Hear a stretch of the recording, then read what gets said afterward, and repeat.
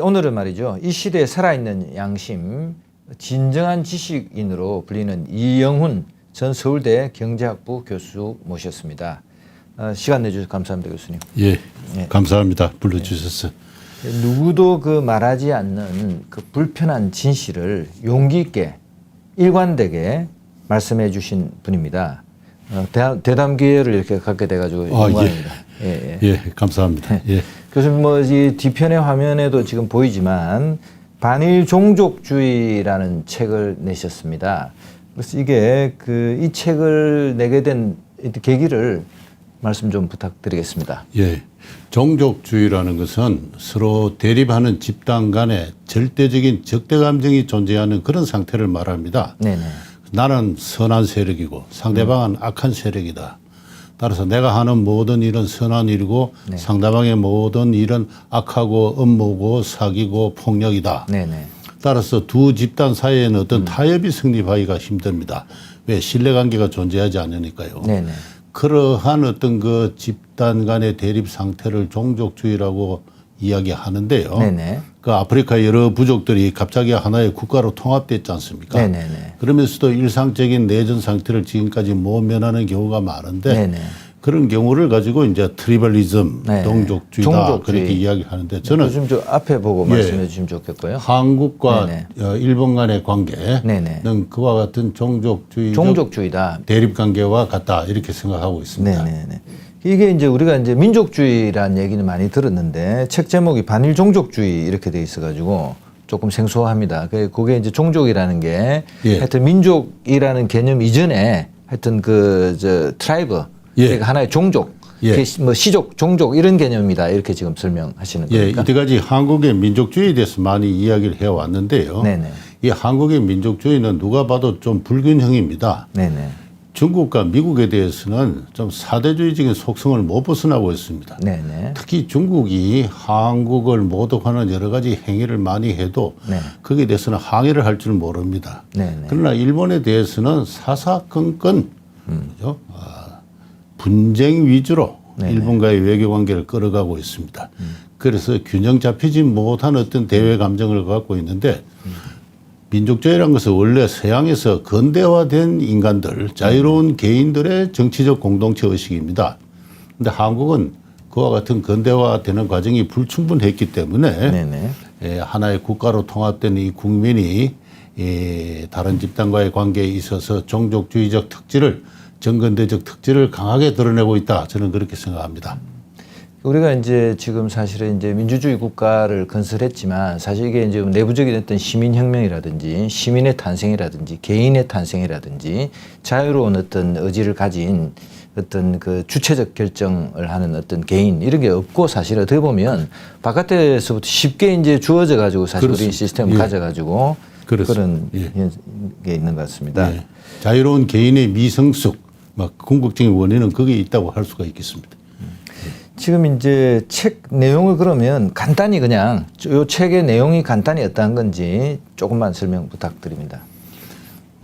이런 일본과의 관계를 종족주의적 적대 감정으로 인식하는 것은 우리 한국인들 필부의 생활 감정일 뿐만 아니라 학교 교육, 공교육을 통해서 세대 간에 재생산되는 공식적인 기억이기도 합니다. 네네. 그래서 특히 저는 학교 교육을 통해서 공식적으로 세대 간에 재생산되는 어떤 기억 가운데 사실과 다른 것, 네네. 일부러 지어낸 것, 따지고 보면은 지어진 지가 불과 20-30년밖에 되지 않는 것들. 네.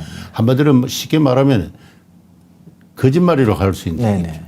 그런 대표적인 거짓말, 일본인과의 관계에 있어서 그런 것들을 한 10몇 모아가지고 이 책을 편찬했습니다. 책을 읽어보시면 아시겠지만은 우리가 일본과의 관계에 있어서 당연하다고 알고 있는 것들이 실은 모두 실정적인 근거를 확보하기 힘든 날조된 것이다. 그렇게까지 이야기할 수 있습니다. 그러면서 많은 분들이 책을 읽고 좀 충격을 받는 것 같습니다. 이게 이제 이야기가 좀 어려운 게 지금 교수님께서 이제 날조된 것이다. 실증적인 근거가 없다. 지금 이제 이렇게 이제 말씀하셨는데 뭐 우리 이제 이 교수님께서는 이제 경제사를 전공하신 이제 그 학자신데 그러려 그러면 이제 사료나 팩트나 여러 가지 근거가 있어야 되지 않겠습니까? 그죠? 근데 지금 우리가 믿고 있는 많은 것들이 이제 교수님이 연구하신 바 또는 다른 또 연구자들이 연구하신 바에 따르면 이 이제 팩트가 없는 거죠, 사실은. 없는데 저는 이해하기 어려운 게 어떻게 이렇게 이제 날조된 거짓말이 우리가 뭐 이 환상을 갖고 있는 것도 아니고 이게 뭐 이게 꿈을 꾸는 것도 아닌데 이게 어떻게 통론처럼 돼 있는지 이게 이해가 잘 안 됩니다. 그러니까 일본을 악의 세력으로 감각하는 대중적 정서가 있고 그걸 이용하는 정치가 있어서 한 시대의 문화를 형성을 했으니까 그걸 또 상업적으로 이용하는 사람들이 나타납니다. 저는 전형적으로 그 제 1장에서 제가 지적한 조정래의 아리랑 그것을 가지고 황당목의 아리랑이라는 그 제목으로 붙였습니다만 토지조사 사업 때 그 토지조사 사업을 방해했다는 이유 하나만으로 일방 지방 주재 파출소 소장이 그 저 조선인 남자를 나무에 묶어놓고 총살을 하지 않습니까? 너는 경찰령을 위반했다 이러면서 총살을 하는데 이렇게 총살당한 사람이 전국에 4,000명이다. 이렇게까지 소설에서 이야기를 하고 있는데 소설가는 이거는 내가 상상해서 지어냈다 이렇게 이야기하지 않고 이것은 실제로 있었던 일이다라고 이야기를 합니다. 이렇게 공공연하게 거짓말을 지어내면은 그 책이 지금 350만 부나 팔렸어요. 그걸 또 수요하는 대중적인 정서가 있습니다. 조정래 문학관이 곳곳에 서 있지 않습니까? 그러니까 그런 그 엉터리 소설을 써서 국민적 작가가 되면서 문학관까지 세우는 한국인의 집단적인 정서. 그죠? 그 외에 뭐 비슷한 사례를 많이 들 수가 있습니다. 그래서 이런 거 드디어 한 세대 간의 거짓말을 하고 거짓말을 하는 결과 드디어 이 대한민국이라는 국가 운영의 일대 위기가 도래했다. 저는 지금 오늘날의 일본과의 상황을 그렇게 생각하고 있습니다. 그 이게 이제 저 같은 경우도 뭐 전혀 이제 일본을 경험하지 못한 세대인데 우리 저의 어떤 뭐 이 기억이라고는 할 수 없는데 머릿속에 이제 이 어떤 개념적으로 내지는 떠오르는 게 일제시대 때 같으면 이제 말 탄 일본 순사가 말을 타고 나타나가지고 일본도를 차고 와가지고 뭐 이렇게 왔다 갔다 하다가 그게 이제 뭐 조선인들 뭐 불량한 조선인들 이런 사람을 발견하면 그 일본도로 그냥 쳐 죽이고 이런 것이 있었던 것 같은 생각을 갖고 있는 거죠, 이제. 그러니까 그게 사실이 아닙니다. 일개 경찰이 사람을 함부로 죽일 수 없죠. 조선 시대부터 사람을 죽이는 것은 왕의 고유 권한입니다. 조선 시대에도 아무리 잡범이라 하더라도 일반 수령이 함부로 처결을 할 수는 없고 왕의 재가를 받아서 그것도 삼심을 거쳐서 사형을 판결을 합니다. 조선 시대도 우리가 그런 그 무명화된 제도를 누리고 있고 그 연장선상에서 식민지계는 또 형법이 있어가지고 사형은 반드시 삼심을 거쳐서 1년에 한 50명 정도 사형을 당하고 그렇게 숫자가 통계가 있구만요. 그렇죠. 사형된 숫자가. 사법 통계가 다 있습니다. 조선 총독부 통계연부에. 따라서 일개 순사가 니폰도로 사람을 쳐 죽였다 이런 것은 전혀 그 사실일 수가 없고 그런 그 조정래의 그와 같은 소설을 통해서 정폭된 한국인들이 갖고 있는 종족주의적 환상이다 이렇게 이야기할 수 있는 환상이라고 말씀하시는 거군요, 교수님께서는. 알겠습니다. 뭐 직설적으로 하나 여쭤보겠습니다. 그래서 자꾸 이제 뭐 일제시대 때 실제로는 이제 그런 일이 없었다 이렇게 얘기를 하시니까 여러 사람이 이제 물어보는 거죠. 혹시 친일파십니까? 저는 그 일본과 친하게 지내야 된다. 일본을 신뢰해야 된다. 일본과 우애관계를 쌓아야 된다. 일본과 협력해야 된다. 그러니까 저는 친일 이꼬르 신일 이꼬르 우일 일본과 우애롭게 지내자. 그리고 협일 일본과 협력해야 된다. 그렇게 해야 한국의 경제나 사회나 문화가 선진화할 수 있다. 그걸 믿고 있는 사람입니다. 그런 의미에서 저를 친일파라고 하면 저는 기꺼이 예스. 저는 친일파다. 그런데 그 친일파는 나쁜 뜻도 있죠. 그 나라를 대한제국이 망하고 운동을 억압하는 데 도움을 준 그 일신의 사리 사욕을 위해서 일본에 빌붙어서 반민족 행위를 했다. 그런 의미의 친일파라면은 네네. 저는 1951년생이기 때문에 네네. 그거하고 아무 관계가 없습니다. 네네. 예. 그래서 저는 좋은 의미의 네. 적극적인 의미의 미래지향적 의미의 일본과 협력을 주장하는 예, 그런 사람입니다. 알겠습니다. 그 이해를 하겠고요. 그런데 이제 그렇다 하더라도 일단 우리가 이제 우리 생각에 사실은 대한민국이 그래도 이제 오랜 역사를 가진 이제 조선만 봐도 500년 역사를 가진 나라이고 이제 그런데 이제 일본이 이런 나라를 이제 식민지화 해가지고 36년 동안 이제 지배를 한 거 아닙니까? 그리고 이제 이민족에 의해서 우리가 이제 완전히 이제 식민지 국민이 돼 본 거죠.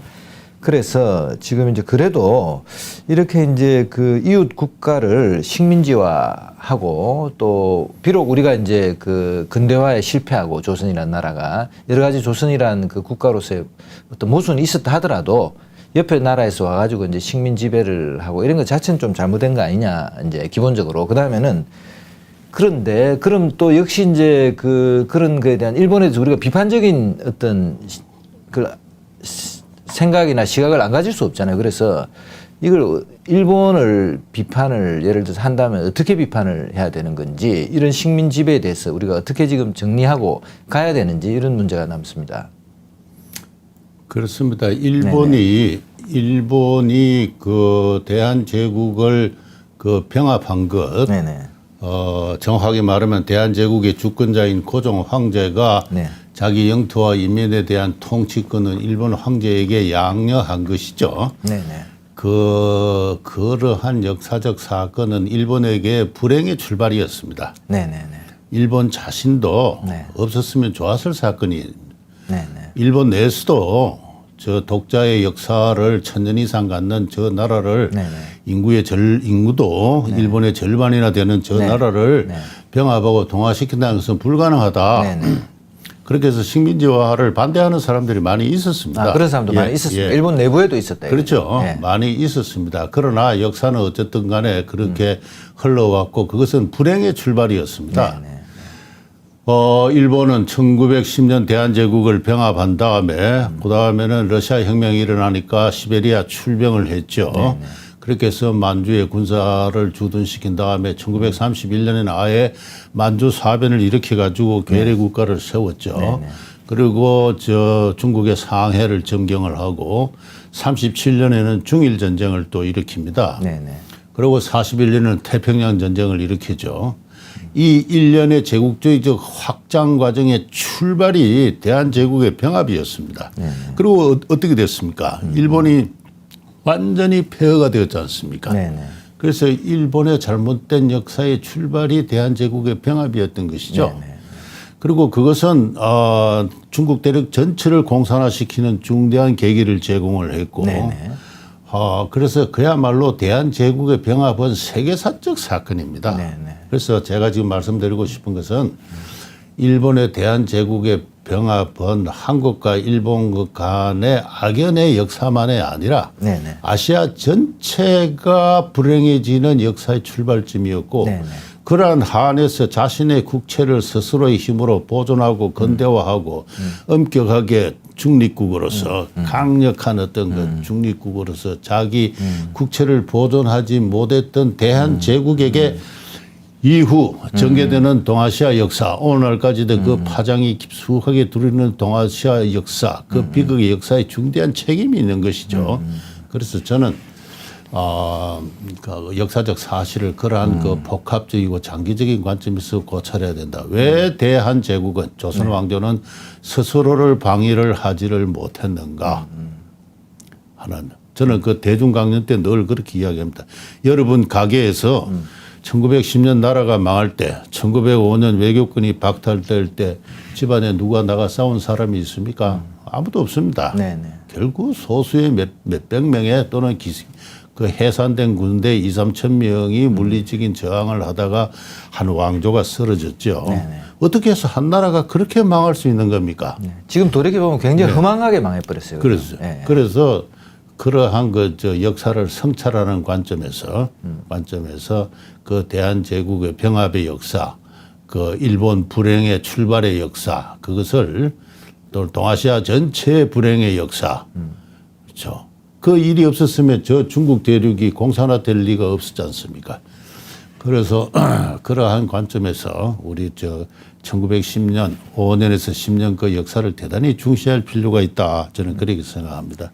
교수님 말씀 들으니까 이제 우리의 입장, 아까 이제 동아시아 전체, 중국, 세계사적인 관점을 떠나서 우리 스스로의 입장으로 이제 돌이켜 봐도 사실 이제 세계사가 이제 격동의 시기였지 않습니까? 한 시대의 변화가 일어나던 그렇습니다. 시기가 이제 그 예. 당시인데 우리는 그 세계의 어떤 변화, 국제사회의 어떤 그 추세 이런 걸 잘 이해하지 못했고 그렇습니다. 또 우리 내부적으로 일어난 여러 가지 모순들을 스스로 해결하고 그걸 또 바탕으로 또 더 새로운 나라로 스스로의 힘으로 가지 못하고 거기서 이제 뭔가 많은 잘못을 저지른 거죠. 그래서 결국은 이제 그런 불행한 역사를 맞게 됐고 그렇습니다. 오히려 그때 그 시절을 있는 그대로 팩트 베이스로 사실을 있는 그대로 직시함으로써 그렇습니다. 사실 우리가 어디로 미래로 가야 될지 그렇습니다. 이런 게 뭔가 이제 있을 수 있다 이런 말씀 같아요. 그 역사로부터 배우는 것이죠. 네네. 지금이라도 일본과 협력하는 이유는 간단합니다. 일본의 자유민주주의 국가이기 때문에 그렇습니다. 아, 네네. 과거야 어떻든 간에 일본은 현재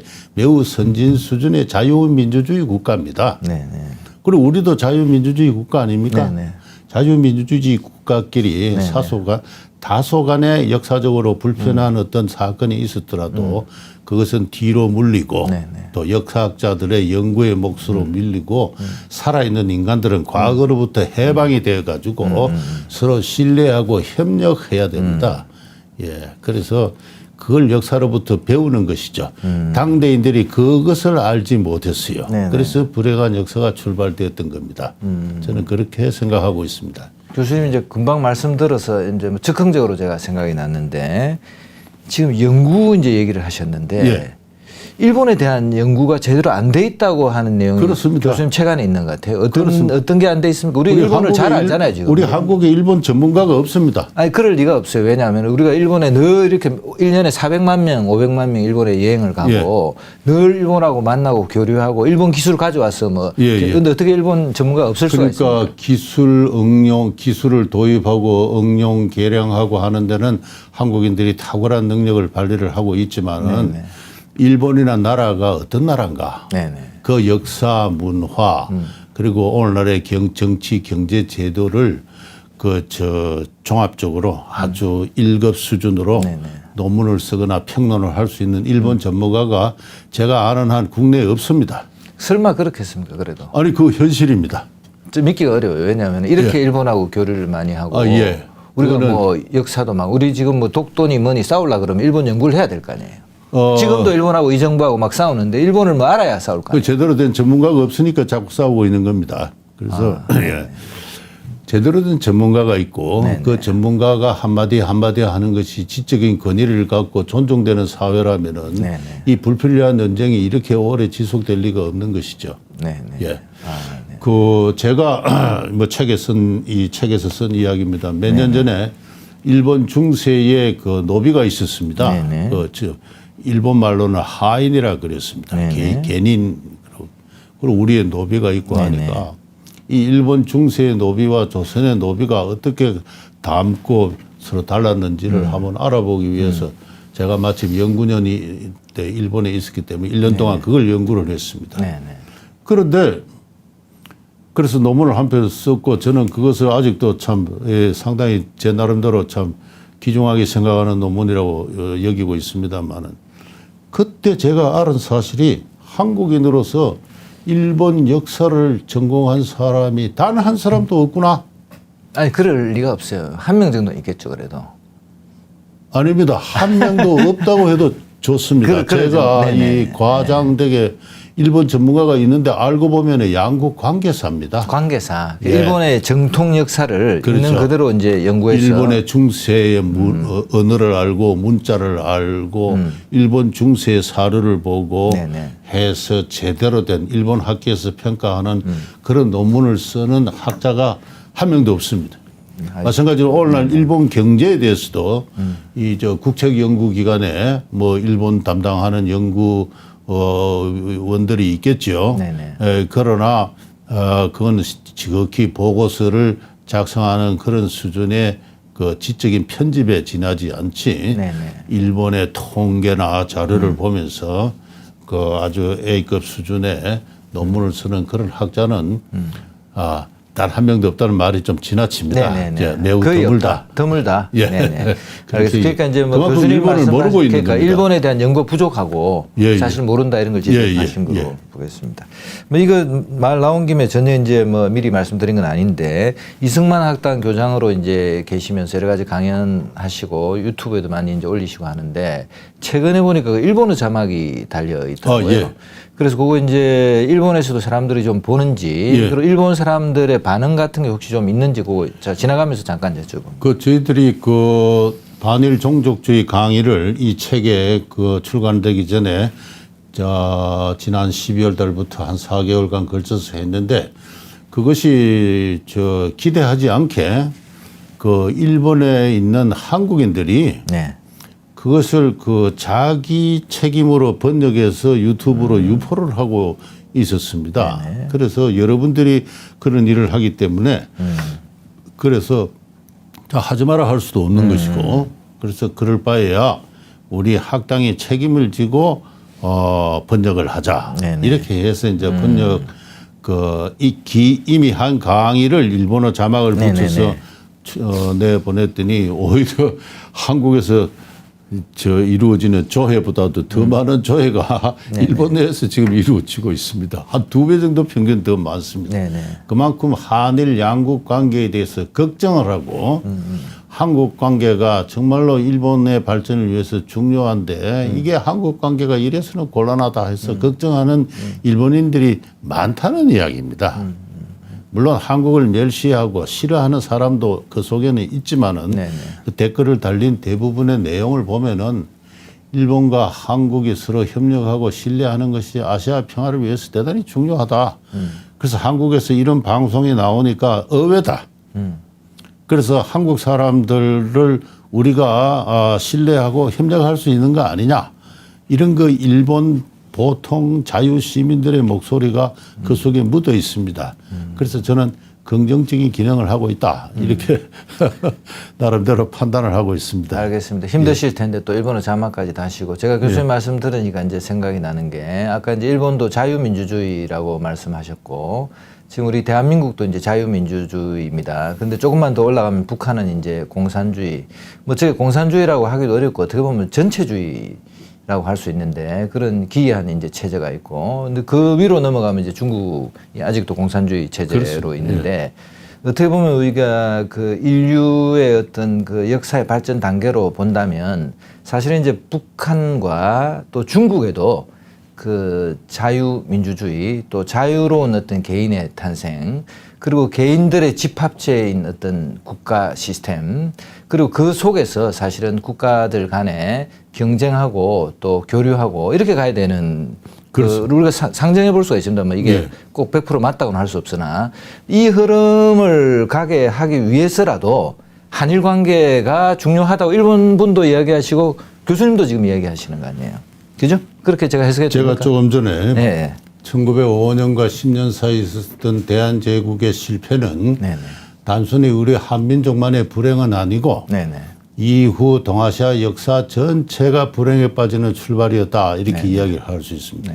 그런데 마찬가지로 오늘날의 이 관계에 있어서도 우리 대한민국의 역사적 입장 자세가 대단한 국제적 의미를 지니고 있습니다.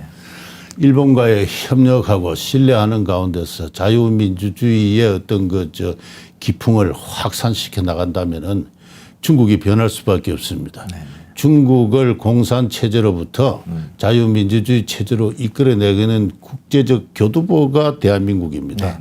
이 교두보의 역할을 하는데 우리 힘만으로는 되지는 않고 일본과의 협력 관계, 나아가서 미국과의 동맹 관계가 대단히 중요한 것입니다. 그런 의미에서 오늘날의 한일 간의 분쟁은 단순하게 한국과 일본 간의 문제만 아니고 다시 한번 동아시아 전체의 미래를 결정하는 중요한 사건일 수가 있습니다. 그런 의미에서 저는 동아시아 자유민주주의의 국제적 교두보로서 이 대한민국의 역할이 대단히 중요하다.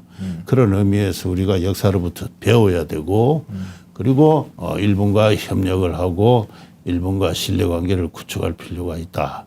그러면 중국이 변할 것이다. 네네. 변할 수밖에 없습니다. 그게 큰 역사의 흐름이니까요. 예, 그런 의미에서 오늘날의 이 상황은 대단히 역사적으로 엄중한 그런 상황이다. 네, 개인적으로. 교수님한테 정말 놀라운 말씀 지금 들었습니다. 사실 우리가 이제 뭐 간단하게만 생각했지 지금 이 순간에 우리가 여러 가지 우리 국민들 또 우리 시청자 여러분 한 분 한 분의 생각과 행동이 사실은 큰 그 세계사적인 가치 속에서 어떤 의미가 있는 거 전혀 생각하지 못했는데 교수님 말씀 들으니까 참 뭔가 깊이 생각해야 되겠다는 생각이 들고요. 제가 그냥 참고로 하나 시청자 여러분들 소개해 드리는데 일본의 고위 외교관이 지금 우리 교수님이 이제 일본어 자막을 단 그 이승만 학당의 강연을 보셨답니다. 그리고 그 강연을 시리즈로 다 보고 울었다고 합니다. 제가 개인적으로 한 달이 건너서 이제 들은 건데요. 왜 울었느냐? 그 내용이 이렇습니다. 대한민국에도 이런 사람이 있구나. 이런 지성인이 있구나 하고 그 동영상 강좌를 보고 눈물을 흘렸다고 합니다. 일본 사람들도 사실은 이제 우리 이 교수님 그 객관주의, 객관의 바탕을 둔 그런 과거사에 대한 어떤 그 강의를 이렇게 열심히 듣고 있다 말씀드리고요. 일단 얘기가 뭐 좀 큰 거대 담론으로 벗어나서 다시 돌아와서 시간도 많이 없고 해서 좁혀서 좀 여쭤보겠습니다. 일본 경제사 연구하시고 이제 우리 이제 뭐 조선 시대도 많이 연구하시고 또 이제 식민지 시대까지 많이 하셨는데 혹시 그 식민지 근대화론자이신지 그다음에 예. 식민지 근대화론이 뭔지 좀 짤막하게 좀 설명 좀 부탁드립니다. 한 20년 전쯤부터요. 네네. 이 일인데 제가 어느 토론에 나갔습니다. 네. 토론에 나갔더니 저를 보고 식민지 근대화론자가 있냐라고 묻습니다. 네네. 식민지 수탈론이 일반적인 국사학계가 주도하는 모임이었습니다. 뭐 쌀도 뺏어가고 뭐 다 뺏어갔다고 돼 있죠. 네. 그래서 저는 그날 저를 보고 식민지 근대화론자고 묻는데 제가 그걸 부정하지 않겠다. 네네. 식민지 시대에 근대화가 이루어졌다는 그런 뜻이라면은 그거는 부정할 수 없는 객관적인 사실이다. 네네. 제가 그렇게 이야기를 했더니 사람들이 웅성웅성하면서 굉장히 놀라는 분위기였어요. 이후 그 국사학자들은 저를 식민지 근대화론자라고 꼭 이영훈이를 소개할 때는 앞부분에 이 저 관사를 그렇게 붙입니다. 네네. 네. 뭐 언론도 연합신문의 모 기자도 저를 소개할 때는 항상 식민지 근대화론자 뭐뭐 이런 식으로 연합뉴스입니다. 연합뉴스. 연합뉴스입니까? 네, 제가 거기 다니다 왔습니다. 네. 아, 예. 네. 그래서 제가 네네. 참 그렇습니다만은 일제는 식민지의 저 총독부 권력은 네네. 우리 조선을 네. 그 영구히 그의 영토로 병합하고 동화시킬 그런 목적을 갖고 있는 권력이었습니다. 네네. 따라서 동화시키고 영구히 일본의 일부분을 편입시키기 위해서는 어떻게 해야 됩니까? 때리고 빼앗고 하는 것보다는 네네. 그죠? 이거 달래고 달래고 변화시켜야 네네. 되죠. 그래서 일본에서 시행되고 있는 법, 민법, 형법, 상법, 그다음에 여러 가지 제도를 다 가지고 오는 겁니다. 그렇게 해서 한국인들이 그에 적응을 하는 겁니다. 네네. 보통 다른 후진 지역의 원주민들은 그런 근대적 법 체계에 적응을 하지 못합니다. 네. 그러나 한국은 이미 조선시대에 상당히 높은 수준의 문명 수준에 도달해 있었기 때문에 그걸 수용을 하는 겁니다. 네. 한국인 스스로 근대 인간으로 변화하는 것이죠. 네네. 그 근대 인간으로 변화하는 속도가 아주 빠릅니다. 조선 말기까지 대한제국까지만 하더라도 반상 신분제를 유지를 했습니다. 네네. 반상제야말로 우리의 떳떳한 도리로서 성인이 나라를 다스리는 대경 대법이다. 이렇게 하면서 반상제를 고수하던 그 나라가 해체되고 나니까 민법이 시행되고 나서 양반상놈 신분제도가 없어졌습니다. 노비제도도 없어졌어요. 이제 이런 식으로 근대화가 되면서 우리 한국인 하나하나가 근대화된 인간으로 변신을 하는데 그거는 일본을 위해서가 아니라 한국인의 자기 개발의 노력의 일환이었던 것입니다. 네네. 그렇게 해서 1945년 해방될 때는 적어도 전 한국인 가운데 한 3, 4분의 1의 인구는 근대화된 부분에서 생계를 유지했습니다. 그랬기 때문에 대한민국을 세울 수가 있었던 것이죠. 더구나 북한에서 그런 근대한 부분에 종사하던 인간들이 다 남쪽으로 쫓겨내려왔어요. 그 북한은 지금 어떻게 됐습니까?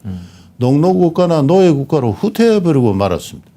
그러나 남쪽에서는 그러한 불행의 역사 기간을 통해서 자기 개발에 근대적 인간으로서 자기를 개발하려고 했던 한국인들의 노력, 그 노력의 성과가 이 대한민국에 응축되어 가지고 근대적 국가도 만들고 그리고 드디어 경제 발전도 시키고 하는 이러한 위대한 성취를 이루었던 것입니다. 따라서 저는 이것을 식민지 시해론이라고 생각하지 않고 이러한 어려운 상황 하에서 한국인들의 자기 개발의 노력이었다. 자기 개발의 성취였다.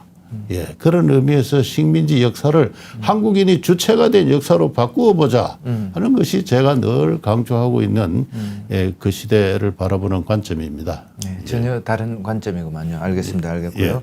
일단 그 우리가 이제 지금 뭐 저 책에도 많이 나와 있는데 위안부 문제를 잠깐 얘기 안 할 수가 없습니다. 그러니까 이제 우리가 그 박근혜 대통령 때 위안부 합의를 다시 했죠. 그래가지고 아베 신조 이제 일본 총리하고 이제 박근혜 대통령 사이에 위안부 합의가 있었는데 이게 지금 다시 이제 사실상 문재인 정부 들어서 파기를 해버린 거나 마찬가지죠. 그런 상태에 있는데 이게 이제 저는 좀 궁금한 게 위안부에 대한 것만 있고 사실은 그 위안부를 모집하고 모집책이나 뭐 이런 데 제가 보기에는 한국 사람들이 많이 있었을 것 같아요. 왜냐하면 위안부를 뭐 이렇게 일본 사람이 위안소를 운영한다 하더라도 한국에 와서 그 한국의 이 여성들을 이렇게 글로 데려가야 될 거 아니에요. 그러면 뭐 한국 중간에 그 밑에 일하는 사람이 있었다든지 포주가 있었다든지 뭐 있었을 것 같은데 그런 연구는 이제 별로 알려져 있지 않고 위안부 자체만 이제 지금 굉장히 문제화돼 있고 또 이게 다시 파기되고 이제 이런 상태에 있는데 이 위안부 문제를 이 합리적으로 이제 본다면 이거 어떻게 봐야 됩니까 이게? 그러니까 저는 그 지금 한일 간의 긴장 관계의 직접적인 발단이 이 문재인 정부가 2015년에 박근혜 정부와 아베 정부 사이에 맺어진 국제적 협약을 파기한 데서 발생한다고 생각합니다. 아무런 정당한 사유 없이 국가 간의 협약을 파기한다는 것은 상대방 국가를 모독하는 행위입니다. 한 개인 간의 관계도 함부로 그럴 수 없을진데 국가 간의 관계를 그렇게 경솔하게 접근했다는 데 대해서 이 문재인 대통령의 책임이 아주 크다 이렇게 생각을 하고 있습니다. 그래서 이 문제를 해결하는 길은 다시 그 2015년에 있었던 협약 정신으로 돌아가 가지고 뭐 화해와 치유 재단이니까 그걸 다시 지금 해산을 시켰는데 다시 복구를 해야 됩니다. 그리고 원 위안부나 운동 단체들을 설득을 해가지고 거기서 위안부 문제를 종결을 해야 됩니다. 91년도에 발생한 문제가 28년 동안 지금까지도 끌고 오고 앞으로도 대책 없이 끌고 가서는 안 되는 것이죠. 중간에 일본 정부가 몇 차례나 사과를 했고 또 일본 정부가 이 문제를 해결하기 위해서 노력도 했고 한국 정부도 노력을 했지 않습니까? 특별법을 만들어서 위안부들의 생활을 지원했고 의료 지원도 하고 그죠? 여러 가지 지원을 하고 또 국민들도 참여하고 그나마 그것이 또 미진하다 해서 박근혜 정부가 문제를 제기했을 때 아베 수상은 이를 받아줬습니다. 그렇게 해서 선의의 협약이 이루어졌는데 그 문제로 다시 돌아가서 그 이후에 있었던 일들에 대해서 진솔하게 사과할 거는 사과하고 국민들한테 납득을 구하면서 화해 치유 재단을 다시 재건해서 이 문제는 영구히 이 수준에서 청산한다는 걸 정부가 천명하는 것이 이 위기를 탈출하는 극복하는 길이 아닌가. 물으신 질문과는 조금. 알겠습니다. 뭐 충분히 잘 말씀 이해됐고요. 다만 이제 한 가지 뭐 이제 저는 이런 느낌이 있습니다. 그러니까 이제 위안부와 관련해서 똑같이 우리가 많은 환상과 과장된 어떤 정보 이런 걸 갖고 있다 이렇게 생각을 합니다. 근데 이거는 뭐 그대로 이제 연구의 영역에 남겨둔다 하더라도 그냥 이거는 그 개인적으로 그냥 여쭤보는 겁니다. 어떤 형태로든 그 전쟁 시기에 그게 이제 꼭 한국 여성뿐만 조선인 여성 우리가 뭐 찢어지게 가난한 그 조선의 그 식민지의 어떤 주로 뭐 못 사는 집안의 딸이었지 않겠습니까? 그리고 그런 딸들이 또 뭐 굳이 가족들을 위해서 어떻게 보면 희생 정신으로 따라갔을 수도 있고 또 잘 몰라서 갔을 수도 있고 속아서 제 생각에 그 속였다 그러면 오히려 한국 사람 조선인이 속였을 가능성이 저는 있다고 봐요. 일본 사람이 뭐 직접 와서 속였다기보다 하여튼 그렇게 이제 전쟁터에 끌려가서 어떻게 보면 이제 그 어떤 뭐 성노동을 한 거라고 할 수 있겠죠. 근데 이게 굳이 이제 한국 사람만 얘기하는 게 아니고 일본 사람도 있었고 일본 여성도 있었고 뭐 필리핀 여성도 있었고 또 뭐 네덜란드 여성도 있었단 말이에요. 그래서 여하간 이 전시에 조선 여성이든 일본 여성이든 여성에 대한 이제 폭력은 있었다고 볼 수 있고 또 여성성에 대한 착취 같은 것도 있었다고 볼 수 있는 거 아닙니까? 그래서 이 문제는 근본적인 문제인데 이게 있다 보니까 이 문제만 나오면 이제 뭔가 답하기 어렵고 뭔가 이제 이거를 뭐 이렇게 교수님 말씀하신 대로 이제 정리하자 이러면 왠지 모르게 좀 죄를 짓는 것 같고 이렇단 말이에요. 이거는 어떻게 봐야 됩니까, 이제? 그래서 저도 오랫동안 그런 그 생각을 해왔습니다. 네네. 방금 저 본부장께서 하신 네네. 그런 생각을 많이 하고 예전 책에서도 일본군의 전쟁 범죄 행위 네네. 성노예설을 지지를 하는 입장에서 그런 글도 쓰고 그랬는데 네네. 네. 요번에 이 책을 그 네네. 물 한잔 하시죠. 네네. 예, 편찬하고 강의를 하기 위해서 네네.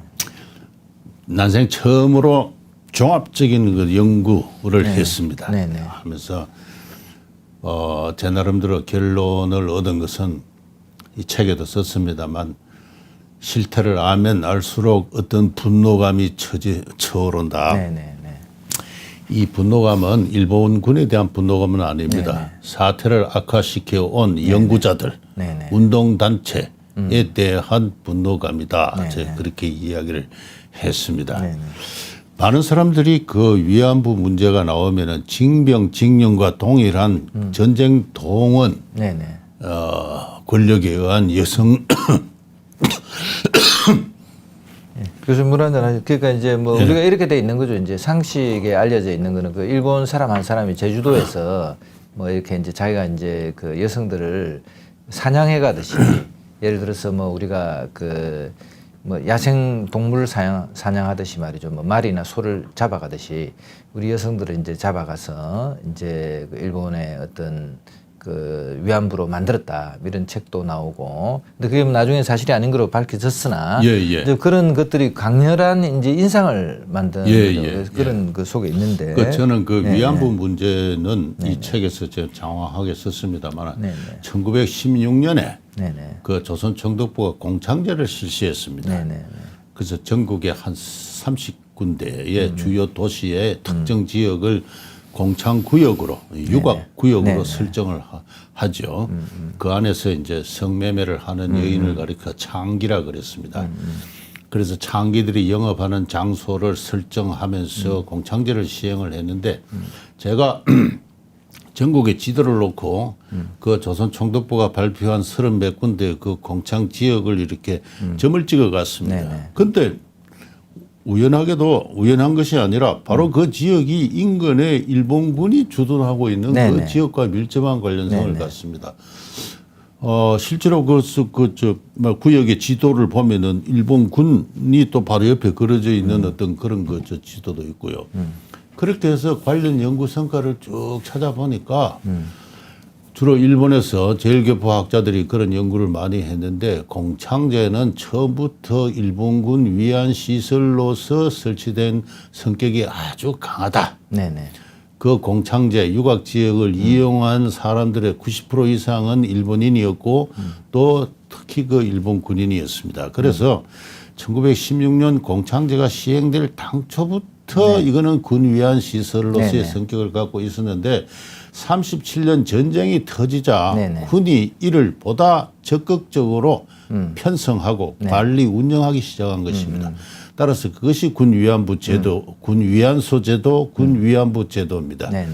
그렇게 해서 제도가 생겨난 것이 37년이지만은 막상 오래 전부터 실질적으로 공창제의 형식을 빌려서 군위안 제도가 존속을 하고 네네. 있었고, 두 번째는 따라서 그러한 일종의 저 성매매 시장이 형성되니까 거기에 여인을 말하자면 주선하는 이제 일종의 시장이 생겨나는 것이죠.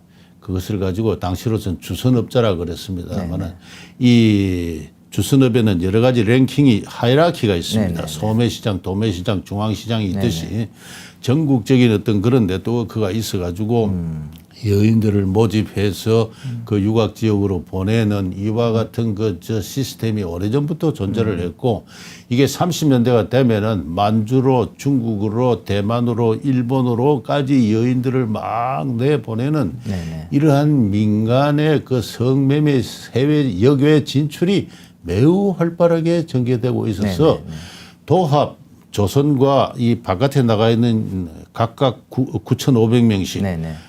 국내에 9,500, 바깥에 9,500 합해서 19,000여 명의 이 그러한 성산업에 종사하는 여인들이 있었던 것입니다. 그래서 제가 그거를 알고 아니 이런 이야기가 왜 지금까지 연구자들에 의해서 이루어지지 않았는가?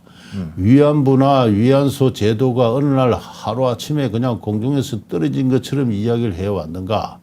이제 이런 데에 대해서는 분노감이 일단 좀 들었고요.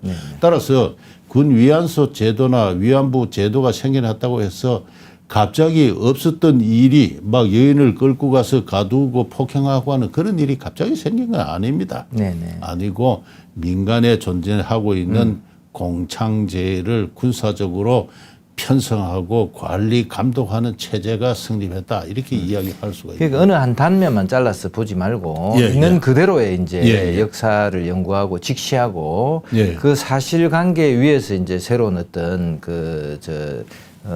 우리가 어차피 해결하고 가야 되기 때문에 해결책을 마련하자. 그래서 이렇게 저는 이제 이 문제를 그동안 주도해온 연구 단체에게 공개 토론회를 제안할 생각입니다. 네네. 네네. 저희 책이 정면의 이론의 책이니까 네네. 읽고 의견이 있는 사람은 이제 뭐 나타나서 대화하자. 이거죠. 그동안 여기에 대해서 중요하게 발언해온 사람들 많이 있습니다. 네네. 한 10명 정도, 20명 정도 네네. 있는데 네. 그 사람들 다 초청해서 우리가 당신들 주장을 이렇게 비판하고 있다. 네. 대답하시오. 이런 식으로 공개 토론을 제안할 생각입니다. 다들 좀 이게 제안에 응하셔가지고 우리가 이 토론을 하고 지적인 토론, 합리적인 토론, 이성적인 토론을 하고 우리가 한 번은 이게 이제 정리하고 넘어가야 할 사안이기 정리하고 때문에 넘어가야 됩니다. 정리할 수 있었으면 좋겠습니다. 그리고 바로 넘어가가지고요. 지금 이제 그 한일 기본조약 우리가 이제 국교 정상화 그 협정을 일본하고 체결했는데 65년에요. 그리고 잘 이제 양국 관계가 이제 진행되어 왔는데 최근에 여기도 이제 그 청구권 협정과 관련해 가지고 문제가 돼 있습니다. 그래서 징용 배상 판결이 나오고 해가지고 일본이 지금 한국에 와 있는 그 신일본 주검 옛날에 그리고 지금은 신일본 제철인데 그게 한국에 이제 자산이 많이 있습니다. 근데 실제로 이제 동결까지 하는 이런 사태가 되고 이러니까 이제 아베 총리로서는 그 일본의 지도자로서 우리 기업이 이제 대한민국에 가서 어떤 그 불이익을 받는 건 용인하지 않겠다 이렇게 해서 우리 꼭 그것 때문은 아닌데 지금 이제 경제 보복이 좀 있고 수출 규제 같은 게 있고 이러는 와중에 지금 우리 문재인 청와대는 또 여기에 맞서고 이제 이러는 형국입니다. 그래서 다시 그 반일의 어떤 정서가 크게 확산되고 있는데 요 사태는 우리가 이제 일본 역사 전문가는 아니신데 그래도 지성인으로서 이 문제를 좀 어떻게 지금 봐야 되는지 좀 시간이 많이 돼서 간단하게 좀 답해 주시죠. 이 사태를 일으킨 그 사람을 굳이 지적을 하자면은 집요하게 지난 10년 내지 20년간 소송을 제기해온 한 10명의 사람들이 있습니다. 네네.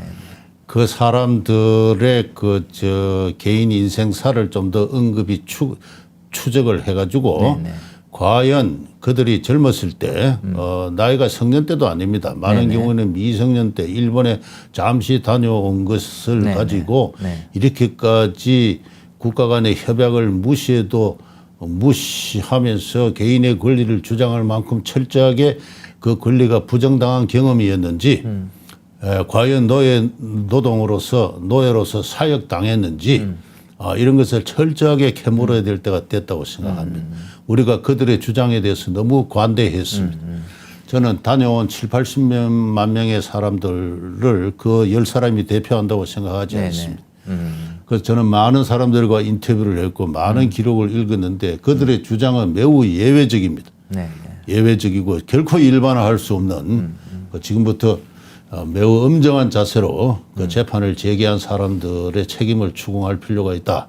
저는 앞으로 그렇게 연구자로서 제가 할 수 있는 건 연구밖에 없습니다만 그들의 주장이 얼마나 정당한 것인지 정당하지 않은 것인지 이런 것을. 두 번째는 대법관들입니다. 대법관들은 역사학자가 아니죠. 근데 이번에 판결문을 읽어보니까 역사적 판결을 했습니다. 쉽게 이야기하면은 일제 조선 통치는 불법이었다는 겁니다. 일제 조선 통치는 불법이었기 때문에 조선 사람들을 전쟁 말기에 일본으로 동원한 것은 그것은 불법적인 인권 침해, 전쟁 범죄였다. 따라서 그들에게 미불 임금을 지급하라는 것이 아니라 위자료를 지불해야 된다. 이제 이렇게 해서 판결을 했는데 그런 논리로 따지자면은 그 비단 소송을 제기한 10명뿐만 아니라 갔다 온 70만 명 전체에 대해서 1억 원씩 다 지불하라는 이야기가 되고요. 그것은 그동안 한국 정부가 해온 과거사 청산 작업까지도 무시하면서 나아가서는 65년 이후 양국 간의 협력과 신뢰의 관계에 기초가 되어온 국제적 협약 1965년도 양국의 그 국교가 정상화하면서 맺어진 청구권 협정 이걸 파기하는 것과 마찬가지고 그러나 저는 대법관들이 그러할 자격을 갖고 있다고 생각하지 않습니다. 대법관은 월권을 했습니다. 그래서 그 점도 앞으로 엄격하게 추궁해 나갈 생각입니다. 알겠습니다. 알겠고요. 일단 이승만 학당 이제 교장이십니다. 그래서 이 시기에 왜 이승만인가? 우리가 이제 우리의 기억 속에는 뭐 여러 가지 이제 좋은 점도 있으셨지만 독재자 아닌가? 이렇게 이제 많이 인식하고 있습니다. 근데 왜 지금 이 시점에서 왜 이승만을 그렇게 지금 연구하시고? 이승만 우리 초대 대통령을 독재자로 이야기 표현하는 거는 저는 극구 그런 표현을 써서는 안 된다라고. 독재자라는 것은 법을 파괴하고 사회를 전복을 해서 하는 그런 것이 독재입니다. 히틀러나 스탈린이나 뭐 덕동이나 김일성 같이 우리 20세기의 독재자들 들면 그런 이야기를 할 수 있죠. 사람을 수십만 명, 수백만 명, 수천만 명을 학살했을 뿐만 아니라 법을 파괴를 하고 한 사회의 오래된 문명을 전복을 해버렸습니다. 그런 의미의 독재자는 결코 아닙니다. 아니고 그런 의미에서 저는 굳이 표현을 쓴다면은 권위주의 정치가다 이렇게 이야기할 수 있는데 이 권위주의 정치는 자유민주주의 정치의 한 파생 형태입니다. 정치학자들이 자유민주주의를 여러 형태로 나눌 때 그 중에 권위주의가 하나 들어가게 됩니다. 카리스마가 있다 이런 그렇죠. 카리스마를 가지고 국민들에게 자유민주라는 개념을 교사로서 이렇게 가르친 사람이죠. 교수님 말씀 듣고 보니까 시위가 일어났을 때 사실은 이제 깨끗하게 물러난 거 이런 것도 민주주의의 어떤 기본 소양 위에서 나온 거라고 봐야 되거든요. 3.15 부정선거는 변명의 여지가 없이 잘못된 일이죠. 그 사실을 이승만 대통령이 확인하는 순간 책임을 지고 물러났지 않습니까? 세상에 어느 독재가가 그렇게 책임을 지고 물러나는 독재자가 어디 있습니까? 그리고 그 4.19 시위가 일어났을 때 군은 사실상 이승만 대통령이 항명을 했습니다. 군은 미군의 통제하에 들어가 있었던 것이죠. 그런 일은 이미 오래전부터 있어 왔습니다. 세상에 어느 독재가가 동원할 수 있는 군대가 없는 독재자가 어디 있습니까? 그래서 이승만 대통령에 대한 역사적 평가를 달리 해야 된다.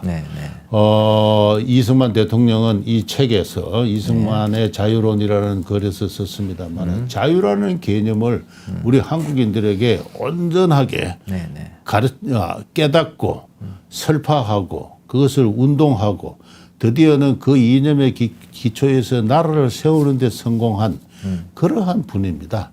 한국 최초로 자유에 대한 이해와 실천가다. 한국의 존 록크자 토마스 제퍼슨이다. 네, 네. 그렇게 이야기할 수 있습니다. 근데 이래가지고 왜 몰랐느냐? 한국인들 스스로가 자유가 뭔지를 지금도 모르고 있는 상태입니다. 다 잘 알고 있다고 생각하죠. 그러나 물어보면은 모릅니다. 네, 네. 제가 지난달 6월 말에 6월 초에 서울대학에서 학기말 시험을 치면서 시험 문항에 제일 마지막에 그냥 앙케이트를 하나 냈습니다. 그대는 자유인인가? 그래서 그렇다, 아니다, 불완전한 자유인이다, 생각해 본 적 없다. 이렇게 해서 이제 하나를 택일하게 했더니 네, 네. 209명 가운데 106명이 나는 자유인이다. 나머지는 아니다, 생각해 본 적 없다, 불완전한 자유인이다. 한국인 스스로도 자유인으로서 강한 어떤 그 자아의식을 갖고 있지 않을 뿐더러 자유가 무엇인지 생각해 본 적도 가르쳐 본 적도 배워본 적도 없는 그런 상황입니다. 그런 상황에서 최초로 자유의 의미를 깨닫고 그것을 민족 갱생의 길로 등불을 밝힌 분이고 그분이 없었으면은 이 대한민국은 아마 일찍 공산화되었을 겁니다. 해방 이후에 새롭게 생기는 나라는 거의 공산화되는 과정이었다고 볼 수가 있습니다. 시간이 많이 지나가고 예. 해가지고요. 두 가지만 간단하게 하여튼 여쭤보려고 그럽니다. 일단 그 이 교수께서는 그 학창 시절에 교련에 반대하다가 제적을 당하셨다고 했는데 예.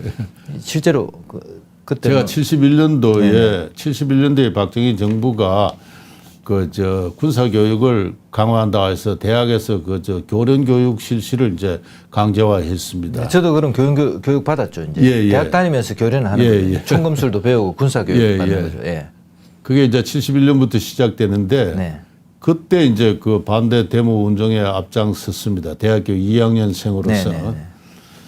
그래서 그해 10월 달에 이제 소위 위수령이라는 게 발동이 되면서 네네. 전국에 106명의 대학생들이 학원에서 추방이 되었죠. 네네.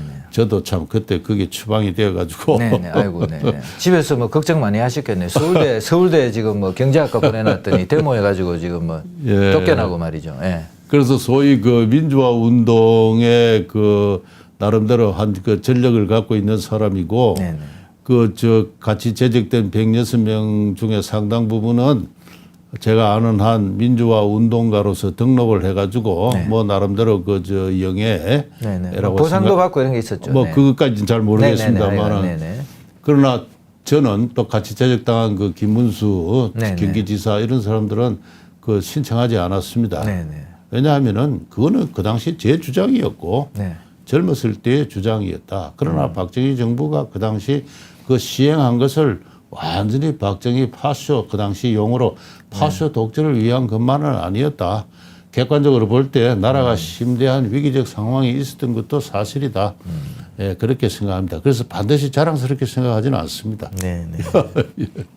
알겠습니다. 알겠고 뭐 이승만 전 대통령이 왜 위대한가도 다 말씀해 주셨고 또 그 박정희 시절에 우리 이제 세계적인 경제 성장 이루은 거 아니에요. 뭐 경제사 연구하셨으니까 뭐 비교할 만한 국가가 없는 거 아니에요, 사실은. 그렇습니다. 네, 그래서 그런 거에 대해서 말씀 이제 해주셨고요. 뭐 이건 약간 여담인데 저는 이제 그 이승만 대통령 그 이력을 보고 이 사람 천재 아닌가 이렇게 생각을 했습니다. 왜냐하면 조선시대 사람인데 영어로 그때 당시 이제 하버드 가서 석사 과정하고 프린스톤 박사 했는데 사실은 이제 석박사 논문 쓰고 따고 이런 게 어렵지 않습니까? 이거 이제 하시기에 놀랐고 다만 이제 좀 재미났던 거는 하버드 석사 과정에서 경제학을 낙제를 했어요. D인지 뭐 하여튼 D 학점 맞아요. 네네. C학점인가? 하여튼 잘 못 받으셨어요. 근데 그게 보니까 제 느낌에 그냥 그 한계효용 뭐 균등의 이론이라든지 뭐 이런 이론들이 그 우리 조선 식민지 시대 또는 그 구한 말에 조선인으로서의 지성인으로서 이제 또 성리학 교육을 받은 분 아니에요. 처음 가서 공부할 때 좀 어려웠을 수도 있었겠다는 생각이 잠깐 들더라고요. 하버드 대학이 미국에서 최고 대학이니까 내가 최고 대학에서 학위를 받아야 되겠다는 야심 만만하게 하버드 대학에 입학을 하시는데 경제학 수강에서 실패를 했습니다. 그래서 그게 아마 프린스턴 대학으로 적을 옮기게 되는 그러니까요. 한 계기가 되지 않을까 생각하는데 이승만 대통령이 아무리 개인적으로 능력이 탁월하 하더라도 당시 나이 이미 벌써 30세 가까운 그렇죠, 그러한 상황이고 늙은 대학생이죠. 그렇죠. 네. 그다음에는 평생 수학이라고는 교육받아 본 적이 없습니다. 네. 요새 경제가 또 상당히 수학적이죠, 그죠? 이미 제가 그래서 지금 좀 불확실한 이야기입니다만은 네네. 당시 미국의 하버드 대학의 카리큘럼은 마샬 경제학이라 해서 네네. 마샬이라는 경제학자의 위대한 공로가 있다면 경제학을 물리학적 언어로 이것을 해설한 것입니다. 네네. 인간의 그 선택 행위를 한계적 선택 행위를 물리학적 균형 이론으로 이렇게 정립하신 분이고 거기서는 초보적인 아마 수학이 들어갑니다. 네네. 근데 그런 그 어려운 학문에 도전을 했기 때문에 그렇게 낙제를 할 수밖에 없지 않았느냐. 따지고 보면 그 점에서는 이승만 대통령도 역시 평범한 인간이었다. 네네. 알겠습니다. 그렇게 이거 이야기할 수도 에피소드로 그냥 이제 여쭤보는데 예. 어떤 시간이 많이 돼서 지금 이제 오늘 대담을 여기서 마칠까 합니다. 제가 뭐 그동안 이제 지금 말씀 들으면서 느낀 것은 그 있는 그대로의 사실을 직시하자고 우리 교수님께서는 주장하시는 것 같습니다. 우리가 그 여러 가지 이제 뭐 정치적인 이유로든 또 뭐 여러 가지 인간적인 이유로든 그 진실을 직시하기 어려울 때도 있고 또 집단적으로 그런 일이 일어나기도 합니다. 그래서 진실이 무엇인가를 이제 찾아가야 되고 또 우리 교수님께서는 아주 일관성 있게 그 길을 이제 가시는 것 같습니다. 그래도 우리 교수님 책도 잘 또 팔리기도 하고 예. 또 연구도 많이 진행하셔가지고 우리 좀 그 지식인 사회가 거듭나는 그런 계기가 됐으면 좋겠습니다. 또 뭐 이렇게 기회에 대해서 또 모실 수 있기를 예. 바라면서 오늘 여기서 오늘 이렇게 마치겠습니다. 불러주시고 책을 소개해 주셔서 대단히 감사드립니다. 네, 교수님 감사합니다. 감사합니다. 예.